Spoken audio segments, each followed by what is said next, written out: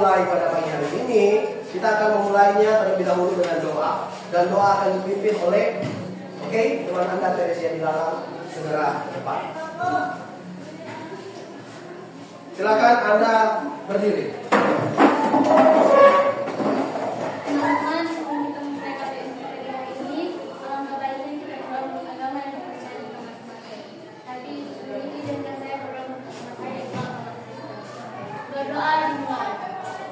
Tuhan Yesus, terima kasih karena Engkau mengajar kami sampai di sekolah dengan selamat dan juga berkatilah kami agar kami bisa mendapatkan pelajaran dengan baik pada hari ini. Juga Bapak dan Ibu guru yang sabar menuntun kami mempersiapkan diri menuju masa depan kami. Terangilah kami dengan Roh Kudus-Mu agar dengan jernih dapat menyerap semua pelajaran yang kami pelajari pada hari ini. Tuhan Yesus, terima kasih. Dalam nama Tuhan Yesus kami sudah berdoa. Amin. Berdoa selesai. Silakan duduk.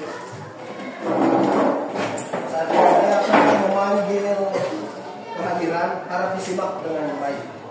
Stefani Pasla, Rindiani Singkat, Naila,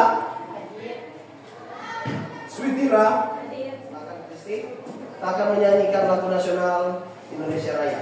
Jadi dipersilakan kembali untuk berdiri.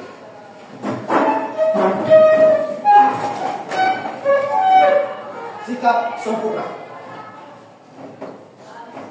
Hiduplah Indonesia Raya, Indonesia tanah airku, tanah tumpah darah.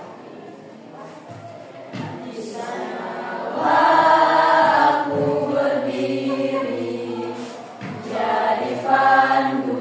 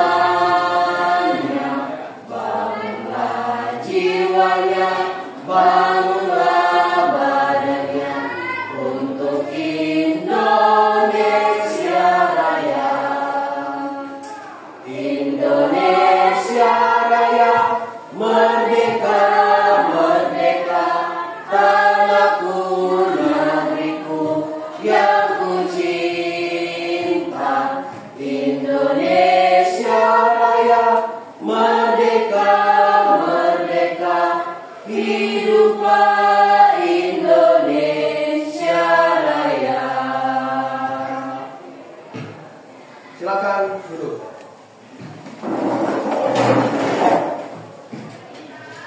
Nah, pada saat ini ada beberapa hal yang harus kita sepakati antara saya dengan Anda agar supaya pembelajaran kita bisa berjalan dengan efektif. Ya. Kesepakatan yang pertama adalah keterlibatan. Jadi proses pembelajaran ini bisa berjalan dengan mulus, bisa berjalan dengan bagus jika ada keterlibatan. Keterlibatan Anda sebagai siswa dan keterlibatan saya sebagai guru. Kita pada pagi hari ini adalah teks laporan hasil observasi. Dengan tujuan pembelajarannya adalah ketika pembelajaran tersebut berlangsung, peserta didik ini mampu menulis informasi dalam bentuk laporan hasil observasi dan mempresentasikan secara kritis dan juga etis. Nah, itu tujuan pembelajarannya. Nah, ini adalah asesmen awal. Nah, asesmen awal ini terdiri dari 3 pertanyaan. 3 pertanyaan ini yang saya sudah bagikan di dalam grup WA. Coba Anda keluarkan handphone masing-masing, lalu akses link yang sudah saya bagikan di grup WA. Link itu adalah link Google Form. Setelah itu diisi nama, Nama lengkap, kelas, setelah itu dijawab. Ada 3 pertanyaan asesmen awal ini untuk membangun persepsi Anda tentang materi yang akan kita pelajari pada pagi hari ini. Apa yang sudah Anda ketahui tentang teks hasil observasi? Ada yang bisa jawab? Apa yang Anda ketahui tentang teks hasil observasi? Oke, Teresia silakan berdiri jawab. Yang saya ketahui, teks laporan observasi sebuah teks hasil pengamatan dari sebuah objek. Nah, jadi teks hasil observasi itu adalah kegiatan pengamatan terhadap suatu objek. Nah, apa yang ingin Anda ketahui tentang teks hasil observasi? Ada yang bisa menjawab? Oke, silakan Sutira. Pertama, saya ingin mengetahui lebih lanjut bagaimana cara mengobservasi sebuah objek. Oke, silakan duduk. Bagus sekali. Berikan aplaus untuk Sutira. Apa yang sudah Anda pelajari tentang teks hasil observasi? Oke, silakan Stefani. Tulisan yang berisi hasil pengamatan atau observasi dan memiliki beberapa ciri dan tujuan. Oke, bagus sekali. Berikan aplaus untuk Stefani. Kehadiran teman Anda di depan. Ada 3 orang, berarti ada berapa kelompok? Ada 3 kelompok. Dimulai dari 1, 2, 3, 1, 2, 3. Oke, jadi kelompok 1 akan dipimpin oleh teman Anda Teresia. Kelompok 2 akan dipimpin oleh teman Anda Sutira. Dan kelompok 3 akan dipimpin oleh teman Anda Stefani. Silakan duduk per kelompok, kelompok 1, kelompok 2, dan kelompok 3. Nah, tadi sudah dijelaskan apa yang dimaksud dengan teks hasil observasi. Ya? Teks hasil observasi itu adalah teks yang berisi penjelasan secara umum. Ya, jadi sifatnya secara umum. Suatu objek yang diperoleh dari hasil pengamatan.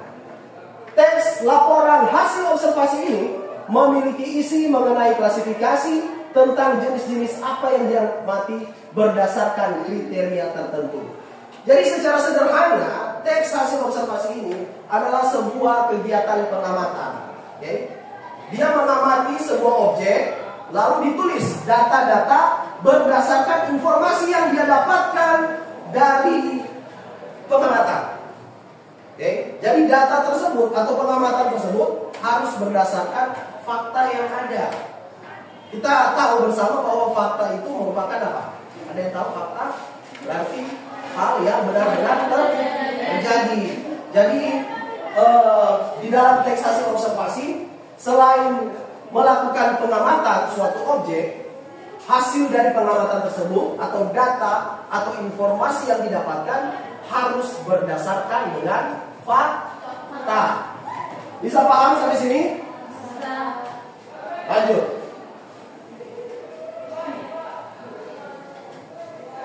Nah, kita tahu bersama di dalam mata pelajaran bahasa Indonesia itu berbasis teks.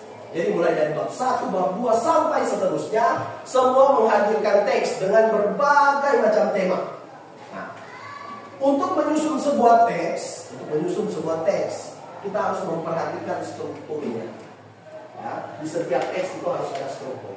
Fungsi dari struktur di setiap teks adalah agar supaya si pembaca teks ini mampu mengerti persepsi atau maksud dan tujuan dari penulis. Ya, itu fungsi dari struktur. Supaya pembaca bisa memahami apa maksudnya, apa tujuannya, ya, apa pengertiannya. Jadi di dalam teks hasil observasi itu terbagi menjadi 3. Ya, ketika menulis teks hasil observasi, strukturnya itu terbagi menjadi 3 bagian.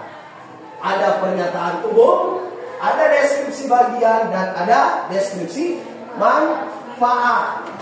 Nah, kita akan bahas satu persatu. Dimulai dari pernyataan umum.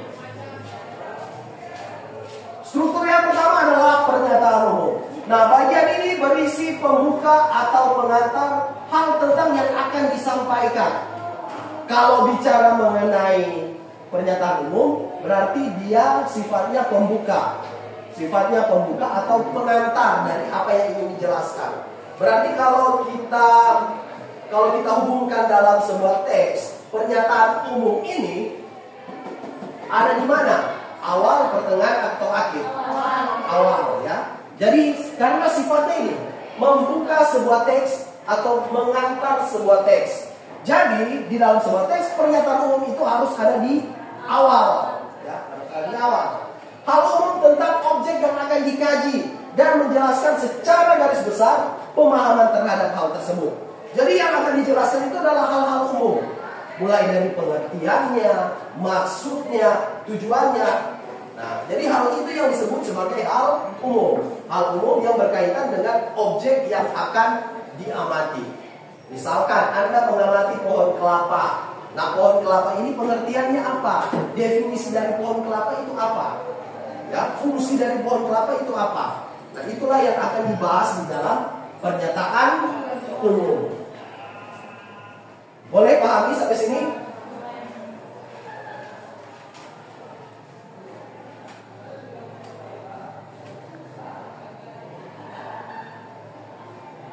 Oke, lanjut.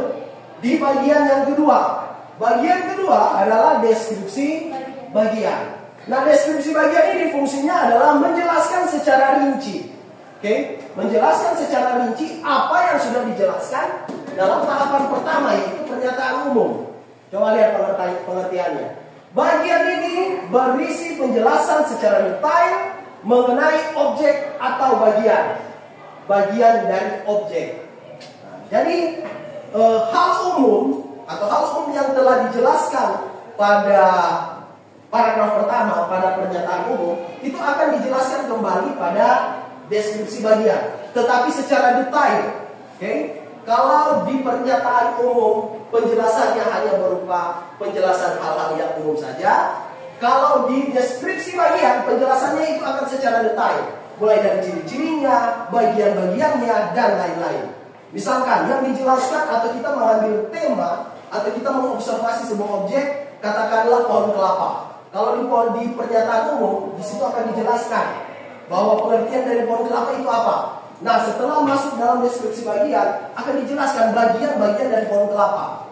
Jadi ciri-ciri dari pohon kelapa itu apa? Mulai dari daunnya, setelah itu buahnya. Buahnya itu kan juga punya fungsi. Nah, fungsi-fungsi dari pohon kelapa itu akan dijabarkan dalam deskripsi bagian. Jadi misalkan pohon kelapa itu fungsinya untuk apa? Yang pertama, daunnya itu berfungsi bisa untuk apa? Bisa buat atap rumah. Bisa juga sebagai apa? Sapu. Batok kelapanya bisa buat produk yang lain, ya. Jadi ada banyak. Nah, fungsi-fungsi itulah yang akan dijelaskan dalam deskripsi bagian. Oke, paham sampai sini? Yang ketiga, struktur yang ketiga adalah deskripsi manfaat. Jika dilihat dari judulnya berarti isinya mengenai manfaat. Deskripsi manfaat ini adalah kesimpulan. Biasanya dia terdapat pada akhir paragraf. Jadi kalau pernyataan umum itu ada di awal, deskripsi bagian itu ada di bagian tengah, berarti deskripsi manfaat ada di bagian akhir. Bagian akhir dari sebuah teks yang berisikan manfaat. Jadi misalkan sama dengan tadi, misalkan objeknya pohon kelapa. Jadi manfaat dari pohon kelapa itu apa? Airnya bermanfaat untuk apa? Misalkan untuk kesehatan. Ya, nanti akan dijabarkan manfaat-manfaatnya. Bagian ini berisi manfaat dari objek yang diamati, baik bagi manusia atau alam secara umum. Jadi manfaatnya bisa manfaat kepada kita sebagai manusia atau manfaat di tempat lain, misalkan di alam sekitar. Ya, boleh? Paham? Lanjut di ciri kebahasaan. Tadi ciri teks, sekarang ciri kebahasaan. Jadi selain teks hasil observasi mempunyai struktur, mereka juga mempunyai ciri kebahasaan. Jadi di dalam teks hasil observasi itu ada tiga ciri kebahasaan. Kita akan bahas. Ya. Yang pertama yaitu kalimat definisi. Kalimat definisi ini biasanya itu ada di pernyataan umum karena sifatnya mendefinisikan suatu objek atau mengartikan sebuah objek. Berarti kalau bicara kalimat definisi, Anda ingin mencari kalimat definisi, berarti carilah di paragraf pertama. Karena biasanya dia ini ada di pernyataan umum. Kalimat yang menjelaskan suatu hal, baik benda hidup maupun benda mati. Penggunaan kalimat definisi dalam teks laporan merujuk pada istilah teknis atau ilmiah. Contohnya, belalang anggrek atau Hymenopus coronatus adalah ketika mengartikan sesuatu berarti dia melekat pada kalimat definisi. Ya. Belalang anggrek atau Hymenopus coronatus adalah jenis belalang sentadu atau belalang sembah yang hidup di Indonesia dan kawasan Asia Tenggara lainnya. Itu contohnya. Jadi bila mana Anda menemukan sebuah kata di dalam teks, misalkan kata adalah, merupakan, berarti itu merujuk pada kalimat definisi. Lanjut. Kalimat deskripsi. Kalau tadi kalimat definisi, sekarang adalah kalimat deskripsi. Kalimat deskripsi ini digunakan untuk menggambarkan sifat atau ciri khusus secara spesifik dari suatu objek. Kalau kalimat definisi itu ada di pernyataan umum, kalimat deskripsi itu ada di struktur mana? Coba lihat dari pengertiannya. Dari mana Ica? Deskripsi bagian. Karena ini, coba lihat pengertiannya. Kalimat deskripsi digunakan untuk menggambarkan sifat atau ciri, ya, ciri khusus secara spesifik. Itu. Coba lihat contohnya. Contohnya, tubuh mereka berwarna putih dengan aksen merah muda, lembut atau cerah. Jadi dia mencoba untuk menjelaskan secara spesifik, mulai dari warna kulitnya, cirinya seperti apa, aksennya seperti apa. Ya, jadi itu. Ya. Dan kata teknis. Ini adalah ciri kebahasaan yang ketiga atau yang terakhir adalah kata teknis. Kata yang menjelaskan atau menggambarkan istilah teknis yang digunakan dalam bidang tertentu. Jadi kata teknis ini biasanya dipakai untuk menggambarkan istilah-istilah asing. Misalnya ada contoh kata observasi, Hymenopus coronatus, itu kan mempunyai istilah, ya, mempunyai istilah-istilah yang asing.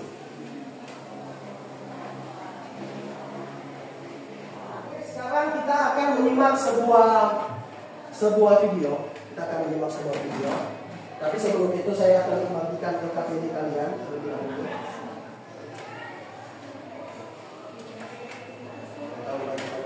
Kalian silakan.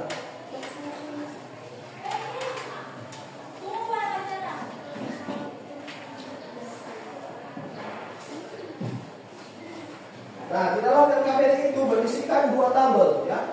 Berisikan dua tabel beserta dengan linknya.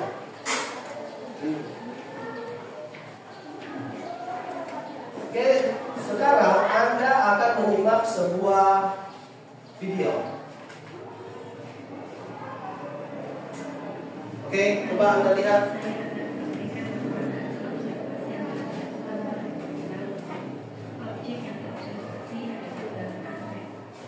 Pertama, saya akan menyampaikan informasi umum terkait dengan belalang anggrek.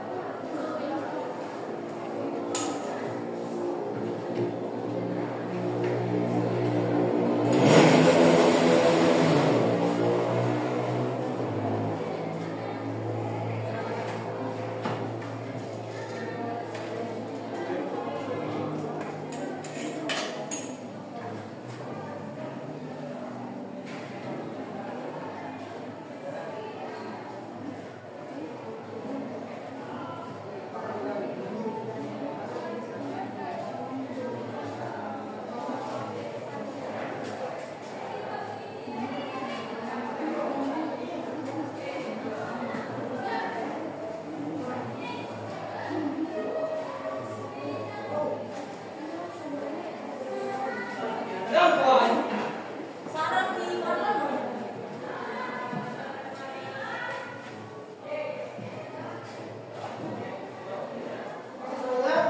yang ingin bertanya mengenai tugas kali ini? Oh, oke, silakan berdiri. Ya. Oke, silakan duduk. Jadi di sini coba perhatikan semuanya. Jadi teman Anda ingin menanyakan mengenai bagaimana cara mengidentifikasi suatu informasi. Jadi sebelum Anda identifikasi informasi tersebut, Anda harus tahu dulu informasi itu apa. Ya, Anda harus tahu informasi itu apa. Informasi itu adalah data yang berdasarkan fakta yang ada. Kita akan melakukan ice breaking. Anda sekarang menyimak video yang akan saya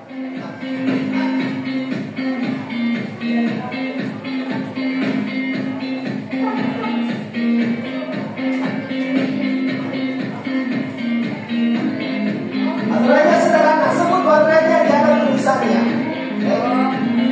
Sebut warnanya, jangan tulisannya. Contoh, warna kuning, tetapi dibaca hitam karena warnanya hitam. Oke. Fokus. Level yang mudah.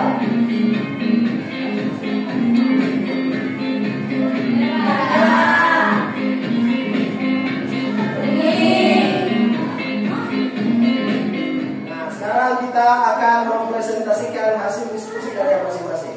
Dipersilakan kelompok pertama yang dipimpin oleh teman Anda Teresia di dalam.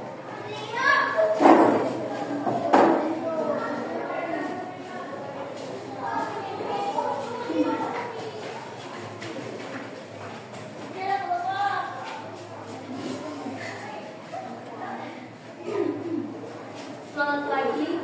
Pagi. Baiklah, kami dari kelompok 1 akan mempresentasikan hasil diskusi kami. Tak kenal maka tak sayang, jadi perkenalkan saya Teresia Kristani di dalam. Nama saya Kasila Kaino. Nama saya Olivia Gilon. Jadi presentasi kami hari ini berjudul tentang belalang anggrek yang akan dipresentasikan oleh teman saya Kasila Kaino. 1. Belalang anggrek atau Orchiomastis Hailucus coronatus merupakan belalang sempraju yang masuk dalam ordo belalang bunga. 2. Dinamai orchid atau anggrek karena secara keseluruhan tubuhnya menyerupai bunga anggrek yang tengah mekar dengan bentuk kaki menyerupai kelopak bunga anggrek. 3. Warnanya cantik dengan tubuh berwarna putih dan merah jambu membuat belalang ini dianggap tidak biasa. Diskusi yang kedua yaitu berjudul Kongeret yang akan disampaikan oleh teman saya Olivia Gilon. Dipersilakan. Struktur teks pernyataan umum klasifikasi nomor paragraf 1. Alasan paragraf ini memberikan informasi umum terkait nama ilmunya dan pengertian dari penggeret. Struktur teks deskripsi bagian nomor paragraf 2 dan 5. Paragraf ini memberikan informasi tentang penggeret. 1. Paragraf 2 menjelaskan mengapa penggeret dapat berbunyi. 2. Paragraf 3 menjelaskan tentang fungsi dari penggeret bagi penggeret jantan. 3. Paragraf ketiga menjelaskan tentang daun biru. 4. Paragraf kelima menjelaskan mengenai makanan penggeret. Paragraf ini menjelaskan manfaat dari penggeret bagi kehidupan manusia. Itulah hasil dari diskusi kami. Jika ada salah kata mohon dimaafkan. Jika ada yang ingin dipertanyakan dipersilakan. Oke, kita berikan applause. Oke, silakan dulu sebagian dari analisis struktur. Analisis struktur dengan teks alasannya. Alasannya apa? Kenapa memilih paragraf pertama? Karena paragraf ini memberikan informasi terkait nama ilmiah. Nama ilmiah dan pengertian dari Kongeret. Coba dilihat di sini kelompok 3. Yang mana yang mengindikasikan jawaban Anda? Coba lihat. Yang mana? Ya, coba ditunjuk. Maju ke depan. Dari kata mana sampai dengan mana? Yang mengindikasikan suatu informasi. Ya, deskripsi. Pernyataan umum. Yang pernyataan umum dari kata mana sampai dengan kata mana? Dari pemberian sampai dengan titiknya. Oke, berikan aplaus untuk nomor 3. Sudah untuk yang terakhir. Di sini kita akan mencoba mengingat kembali, feedback, mengingat kembali pelajaran yang telah kita lalui hari ini. Nah, ada beberapa pertanyaan yang ingin saya tanyakan kepada Anda. Jadi siapa yang ingin menjawab, tolong angkat tangan. Nah, di sini apa yang Anda pelajari hari ini? Ada yang bisa menjawab? Oke, silakan. Yang saya pelajari hari ini adalah teks observasi dan bagaimana cara mengidentifikasi informasi sekaligus menganalisis hasil informasi tersebut di dalam bentuk teks hasil observasi. Oke, silakan. Jadi yang kita pelajari hari ini adalah bagaimana cara mengidentifikasi dan juga cara menganalisis. Jadi mengidentifikasi berarti menemukan informasi yang telah Anda tuliskan tadi itu adalah proses menemukan. Anda menemukan, Anda mencoba untuk mencari, membaca dan mendapatkan atau menemukan suatu informasi yang terkandung di dalam sebuah teks. Tapi ingat bahwa informasi tersebut harus bersifat data dan juga harus berdasarkan fakta. Ya, apa yang dimaksud dengan informasi? Informasi itu data dari kegiatan pengamatan. Di pertemuan berikutnya kita masih dalam tema teks hasil observasi. Kita masih akan menganalisis sebuah teks, tetapi dengan pendekatan yang baru, ya, dengan pendekatan yang baru. Nama pendekatannya adalah adiksimba. Itu saja begini. Tentu saja dalam kehidupan kita sebagai seorang manusia, ada banyak hal yang terjadi dalam kehidupan kita.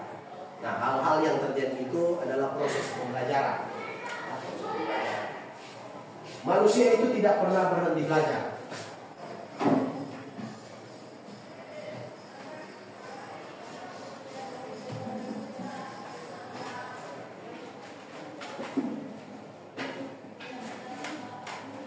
Siapa yang akan memimpin kita dalam doa? Oke, silakan.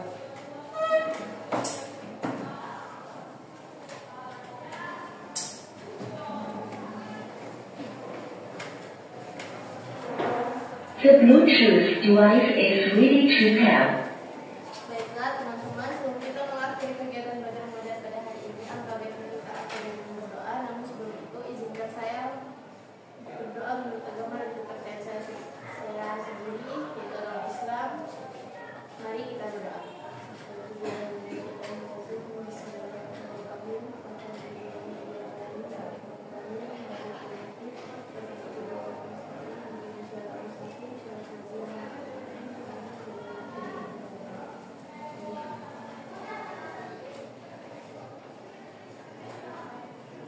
Doa selesai. Berdiri. Salam. Terima kasih. Oke, terima kasih semuanya. Sampai jumpa di pertemuan berikutnya.